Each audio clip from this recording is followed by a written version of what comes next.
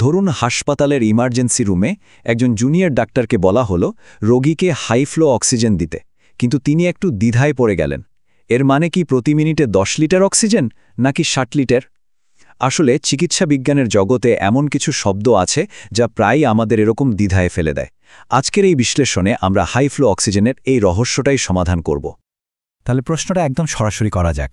যখন high flow oxygen বলা হয় তখন কি আমরা প্রতি মিনিটে 10 লিটার প্রবাহের কথা বলছি নাকি 60 লিটারের? দুটোই কি ঠিক হতে পারে? এই যে একটা আপাত অমিল বা বিভ্রান্তি, এটাই আমাদের আজকের আলোচনার মূল কেন্দ্রবিন্দু। দেখুন, বিভ্রান্তিটা ঠিক কোথা থেকে আসে। মেডিকেল বই বা গাইডলাইনে কিন্তু এই দুটো বাক্যই খুঁজে পাওয়া যায়। একটায় বলা হচ্ছে হাই ফ্লো মানে প্রতি মিনিটে 10 লিটার, আবার অন্য জায়গায় বলা হচ্ছে এটা 40 থেকে 60 লিটার। তো স্বাভাবিকভাবেই প্রশ্ন জাগে কোনটা আসলে কি আর কেনই বা এই পার্থক্য। আচ্ছা, এই রহস্য সমাধান করতে হলে আমাদের একদম গোড়া থেকে শুরু করতে হবে, মানে অক্সিজেন ডেলিভারির মূল নীতিগুলো একটু বুঝতে হবে। অক্সিজেন থেরাপিকে মূলত দুটো ভাগে ভাগ করা যায়, আর এটা জানলেই কিন্তু পুরো ব্যাপারটা পরিষ্কার হয়ে যাবে। প্রথমটা হলো লো ফ্লো সিস্টেম। এর মূল ব্যাপারটা হলো এটা যে পরিমাণ অক্সিজেন দেয় তা রোগীর প্রতি শ্বাসের চাহিদার চেয়ে কম। ফলে কি হয়, রোগী যখন শ্বাস নেয় তখন ডিভাইসের অক্সিজেন তো পাই, সাথে বাইরের ঘরের বাতাসও টেনে নেয়। এ কারণে রোগী ঠিক কত শতাংশ বিশুদ্ধ অক্সিজেন পাচ্ছে, মানে তার FiO2, সেটা কিন্তু নির্দিষ্ট থাকে না, বারবার বদলাতে থাকে। যেমন ধরুন নেজেল ক্যানুলা বা সাধারণ ফেস মাস্ক।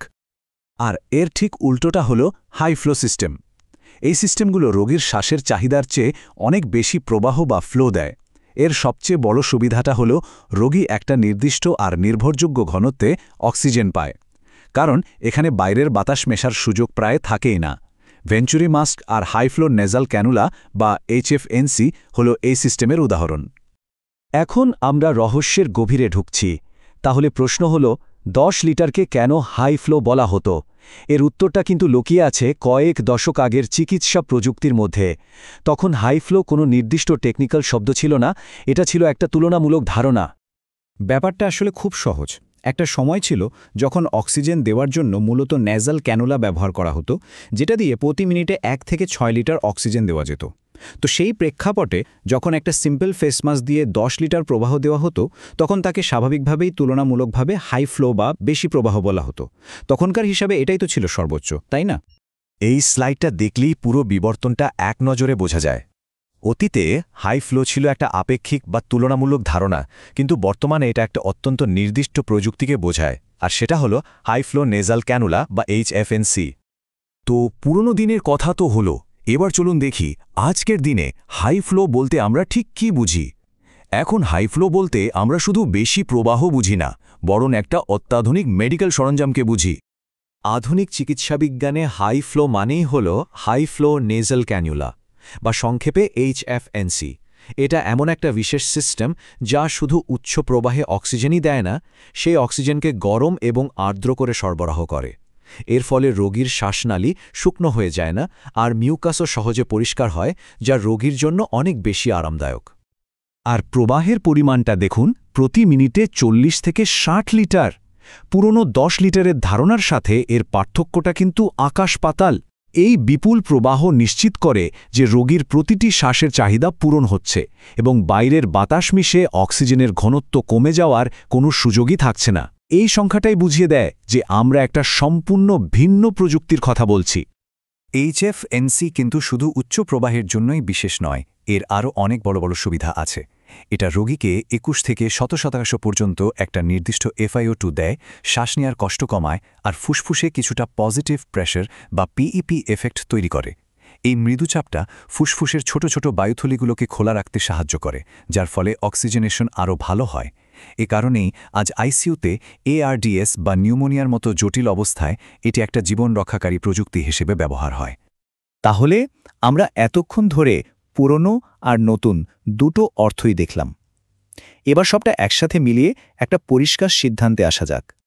তাহলে মূল বিষয়টা দাঁড়ালো এই: পুরনো হাই ফ্লো ছিল একটা আপেক্ষিক বর্ণনা যা তখনকার প্রযুক্তির সাপেক্ষে বেশি প্রবাহ বোঝাত, আর আধুনিক হাই ফ্লো হল একটা নির্দিষ্ট প্রযুক্তির নাম যার কাজ আর প্রবাহের হার দুটোই অনেক উন্নত।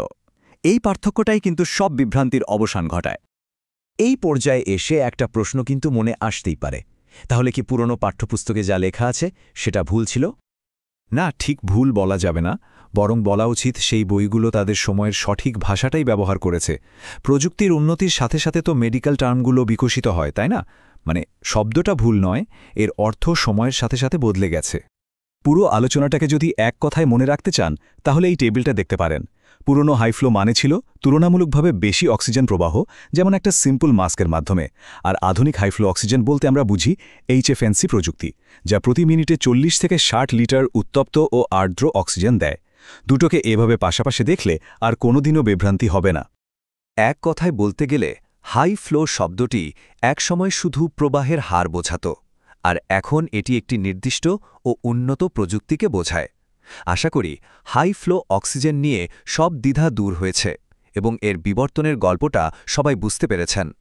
শেষ করার আগে একটা প্রশ্ন রেখে যেতে চাই। আজ আমরা যে মেডিকেল শব্দগুলো ব্যবহার করছি, উন্নত প্রযুক্তি ভবিষ্যতে সেগুলোকে কিভাবে বদলে দেবে, এটা কিন্তু ভাবার মতো একটা বিষয়, তাই না?